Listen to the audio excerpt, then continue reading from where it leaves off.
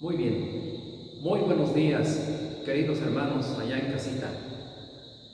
Hoy nos volvemos a ver una vez más, y esta vez para poder estudiar una de las enseñanzas, una de las doctrinas de la Escritura que son de vital importancia para los tiempos que estamos viviendo, tiempos de confusión de mucha gente o de equívoco para muchos de ellos.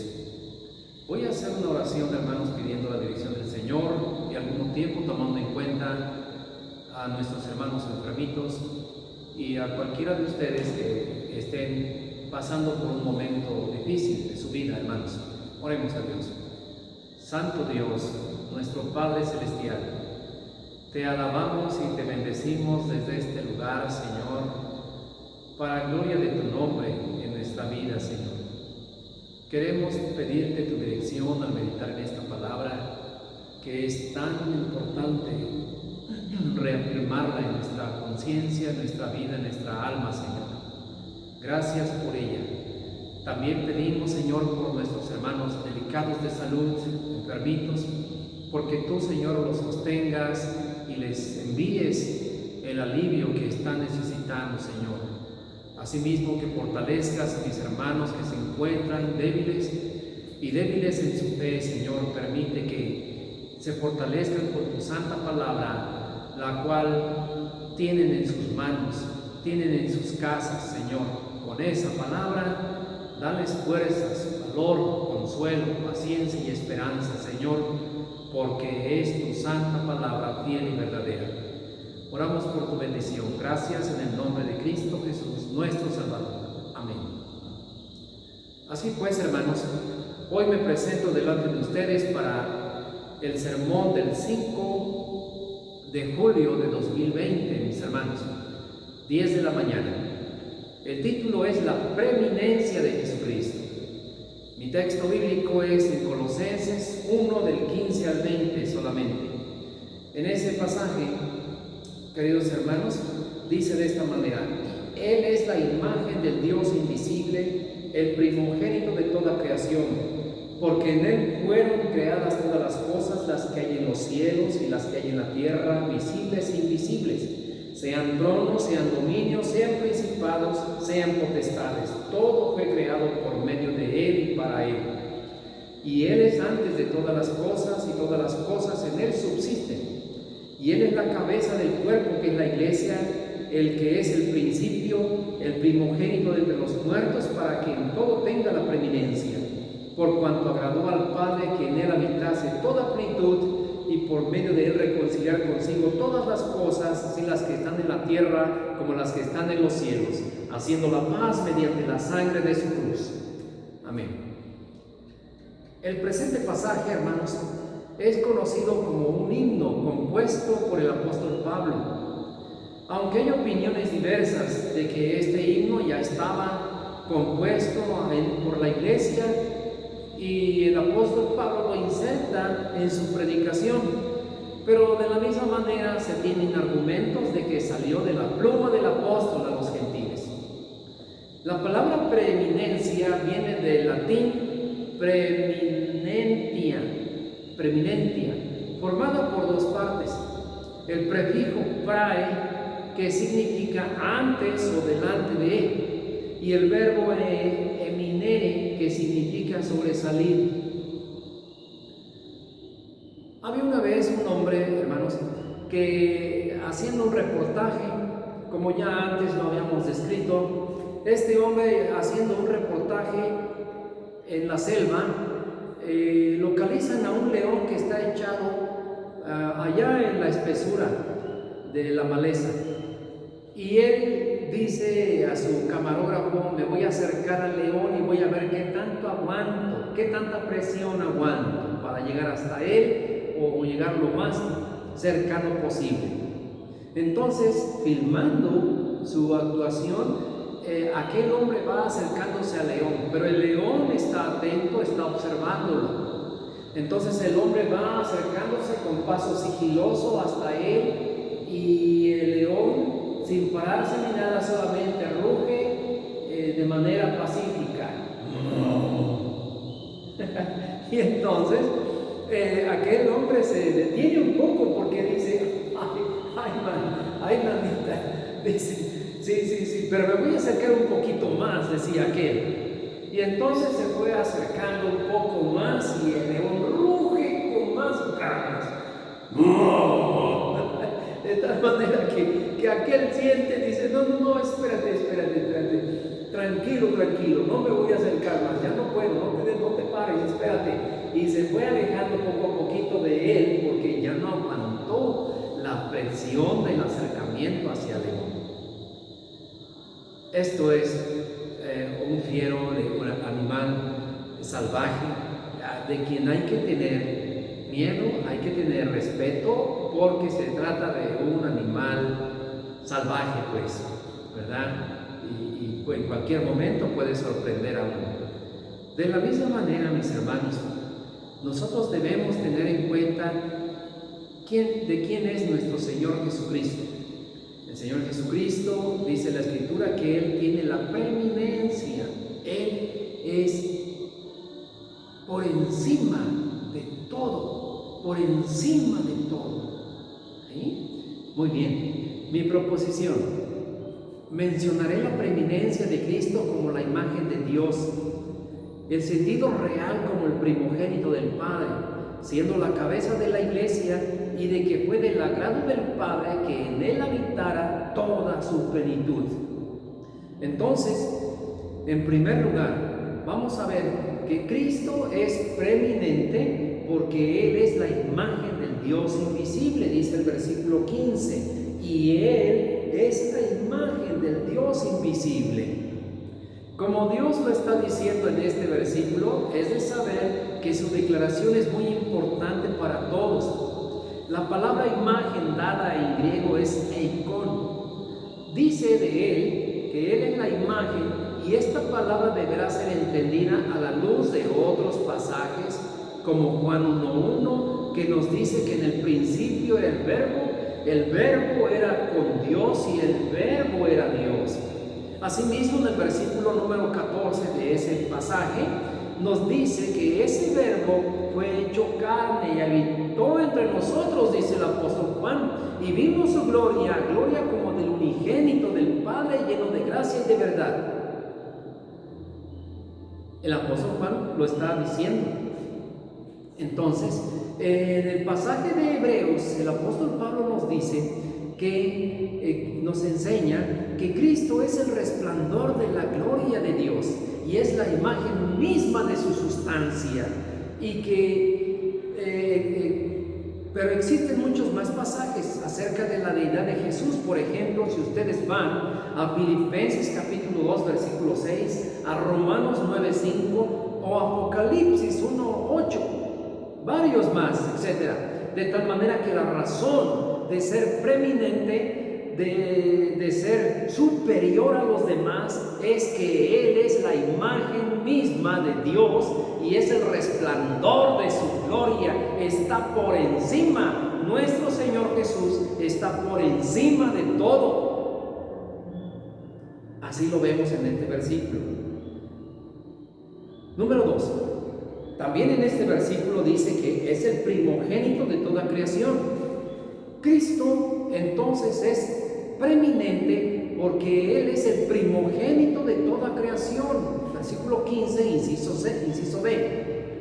Aunque esta palabra llega a causar en muchos incertidumbre y en otros desviación doctrinal, con todo y nuevamente a la luz de las Escrituras, porque así debe ser ya, que es un principio hermenéutico.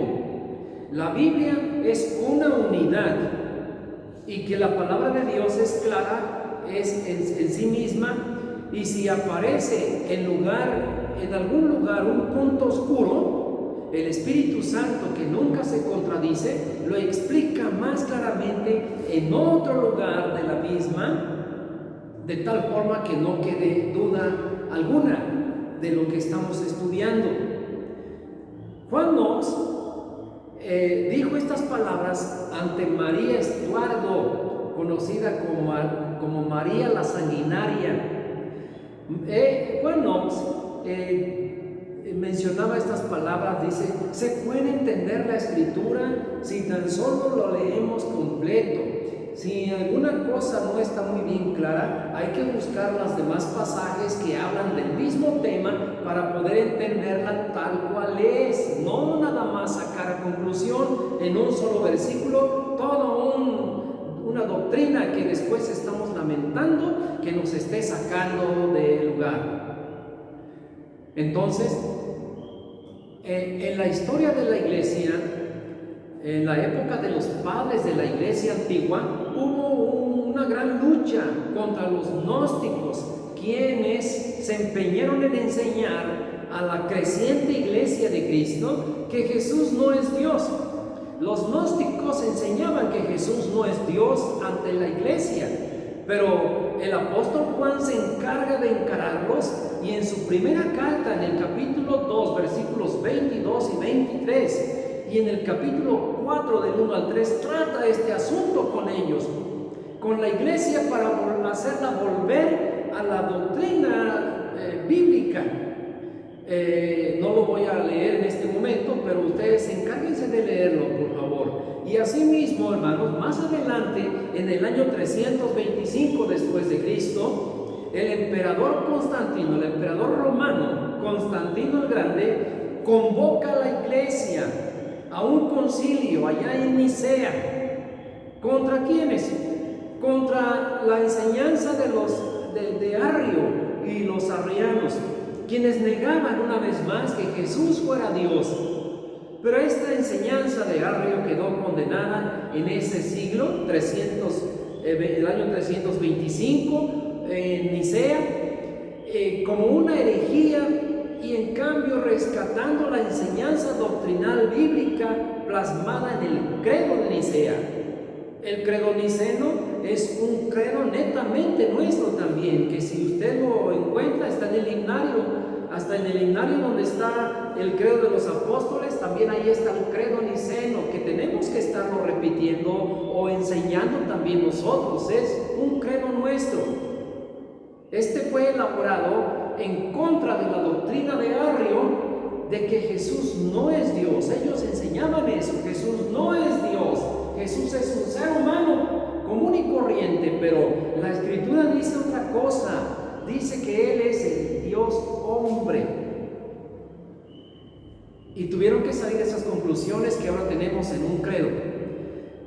El Señor Jesús es preeminente porque, aunque el pasaje pareciera decir que Él es la primera criatura de Dios, no es así. Y nunca podrían los que lo ven de esa manera encontrar la salida, porque se toparían con el peso de toda la Escritura. Lo cierto del pasaje es que en su calidad de heredero, como todo primogénito en una familia, el hijo es el que hereda las pertenencias del papá. Así Jesús, siendo el hijo unigénito del Padre Celestial y por ende el heredero suyo de toda la creación, Él está siendo tomado aquí como el primogénito de la creación, es decir, el heredero de toda la creación. ¿Y cómo lo sabemos?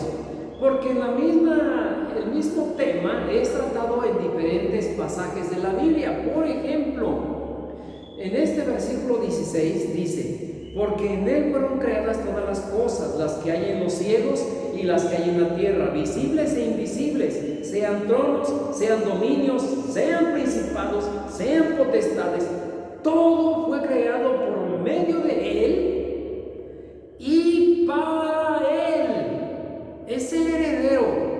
Todo fue creado por medio de Él y para Él, porque Él es el heredero. No es que Él sea el primero de la creación, que haya sido creado primero antes que todo, porque Jesús ni fue creado ni fue hecho, sino fue engendrado del Padre desde la eternidad, antes de la creación. Ese es el énfasis que nosotros vemos en la Escritura cuando Pablo, cuando Juan, cuando Jesucristo está mencionándolo continuamente a los fariseos. Por eso lo crucificaron, porque entendieron que Él se hacía igual a Dios, lo cual era condenación para ellos, condenable para ellos. Hebreos 1, 2. El pasaje de la Escritura nos vuelve a recordar una vez más esta enseñanza que los cristianos llevamos en el corazón. Dice el versículo 2: puestos los ojos en Jesús, el autor y consumador, dice el versículo, tenemos en el capítulo 1 de Hebreos, estoy leyendo en otro, Hebreos capítulo 1, versículo 2, dice: en esos postreros días nos ha hablado por el Hijo, a quien constituyó heredero de todo y por quien asimismo hizo el universo. Nuevamente encontramos esta enseñanza. Jesús es el heredero. Y en la casa, en una familia, el hijo es el heredero. Si es el primogénito, correcto, el primogénito. Aquí está diciendo el primogénito de toda creación, el heredero de toda creación. También usted lo puede encontrar, hermanos, en Filipenses 2:9 al 11, en Mateo 3:16 y 17, cuando Dios está diciendo: este es mi Hijo amado, en quien me complazco, tengo complacencia.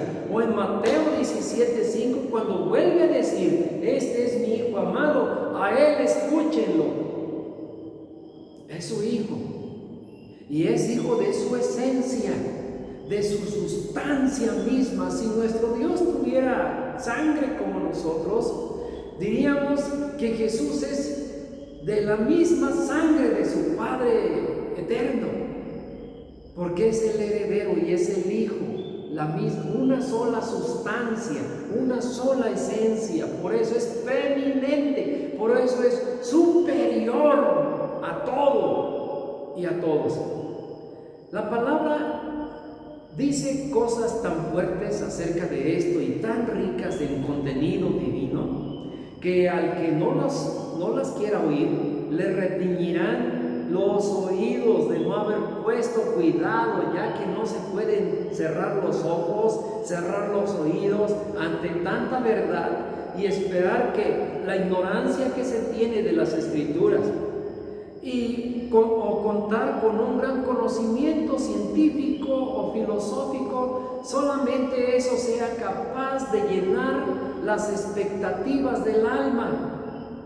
Pero la Biblia dice que en Él, en Cristo, fueron creadas todas las cosas que hay en los cielos, las que hay en la tierra, visibles e invisibles, sean tronos, dominios, sean principados, sean potestades.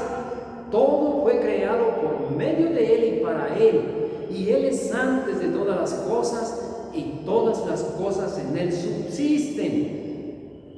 En tercer lugar, Cristo es preeminente, Él es antes que todo,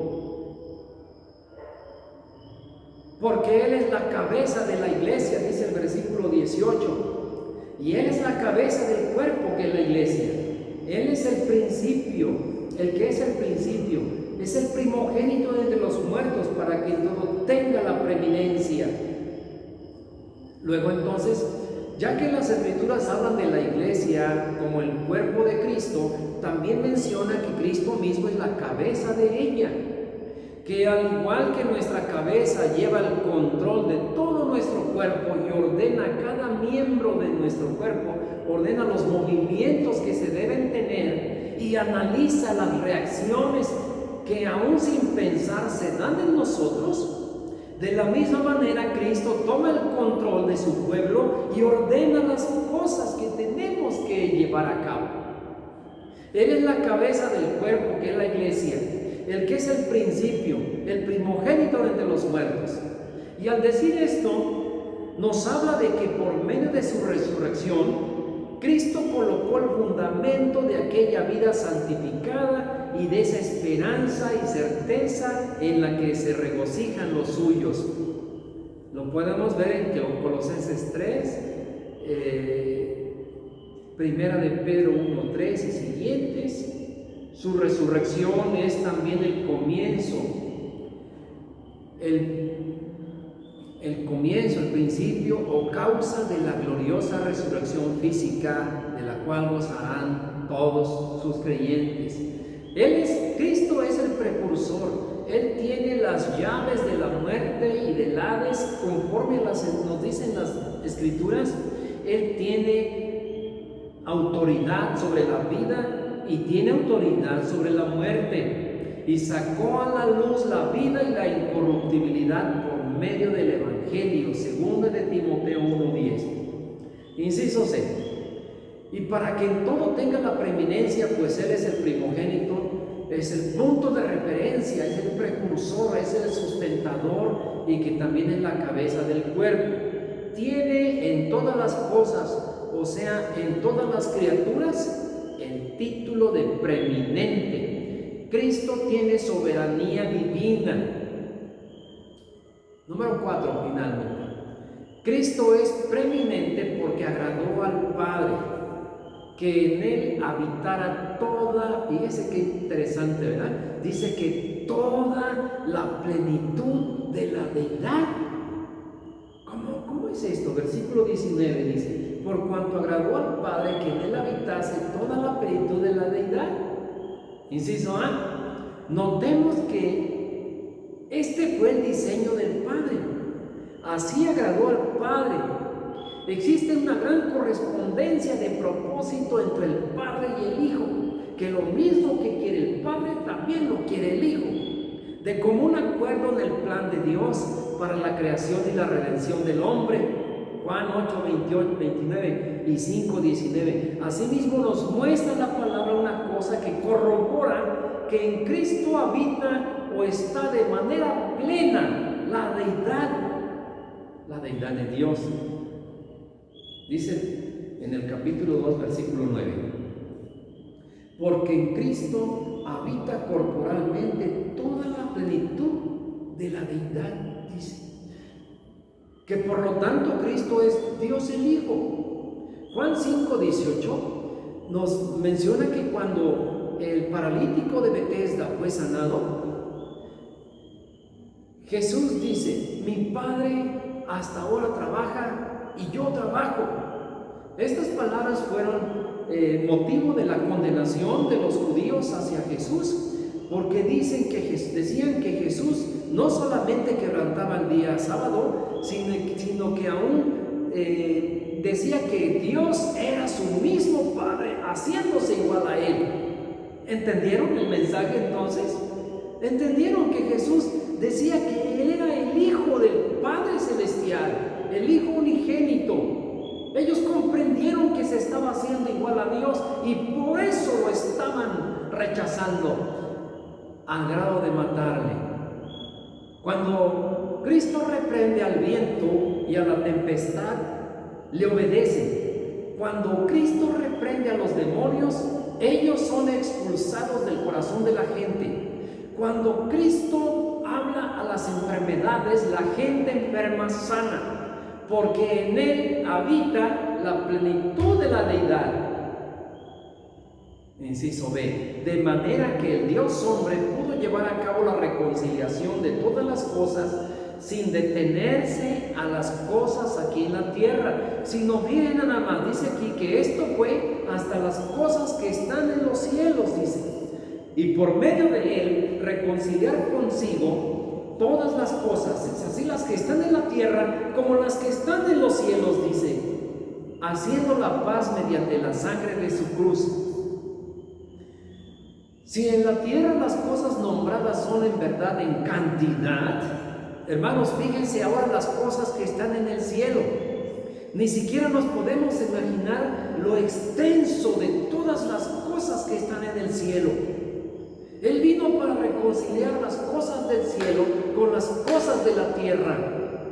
Y hemos de pensar, por ejemplo, en Romanos 8, 21 y siguientes, dice: cuando Dios menciona que la creación misma será libertada de la esclavitud a la libertad gloriosa de los hijos de Dios.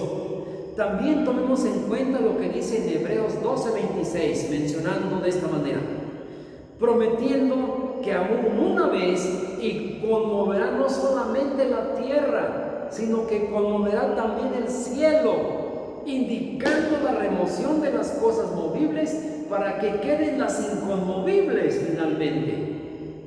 No nos podemos imaginar, hermanos, todo lo que está involucrando con esta frase de que está reconciliando las cosas que están en la tierra como también las cosas que están en los cielos. Inciso C, solo Cristo podía realizar la misión de traer al mundo la paz entre Dios y el hombre.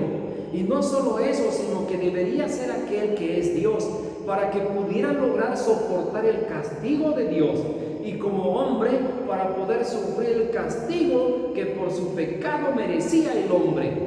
Como lo menciona en 1 de Timoteo 2:5, allí dice así: porque hay un solo Dios y un solo mediador entre Dios y los hombres, Jesucristo hombre, y mediante su sangre en la cruz, esto es, mediante su muerte redentora, expiando los pecados del pecador, generó la paz que el hombre necesitaba tener con su Creador. Por allá busque usted 1 de Pedro 1:18 y el capítulo 3, versículo 18 también. El justo por los injustos para llevarnos a Dios, habiendo sido rescatados de la vana manera de vivir que heredamos de nuestros padres, y rescatados no con oro o plata, cosas corruptibles, sino con la sangre preciosa de Cristo, como de un cordero sin mancha y sin contaminación. Solo Él podía realizar esa misión de poder traer la paz al mundo, al hombre, ¿verdad? Mediante de que Él, siendo Dios, pudiera lograr soportar ese castigo que caería sobre nosotros, y también poder sufrir y resistir. Muy bien. En conclusión y en aplicación, hermanos, los cristianos tenemos una rica enseñanza doctrinal que no debemos menospreciar ni ser indiferentes a ella. Se requiere que no solo lo sepamos y la creamos, sino que más aún que la defendamos con ahínco, con poder y con celo de Dios ante una generación ignorante de las Escrituras. Y los que conocen algo se sienten grandes cuando sabemos que no conocen nada, y solo que les sucede lo que a los globos les pasa cuando en día de fiesta son inflados, pero revientarán al momento que el Señor decida llevarlos a sus pies, si lo quiere hacer.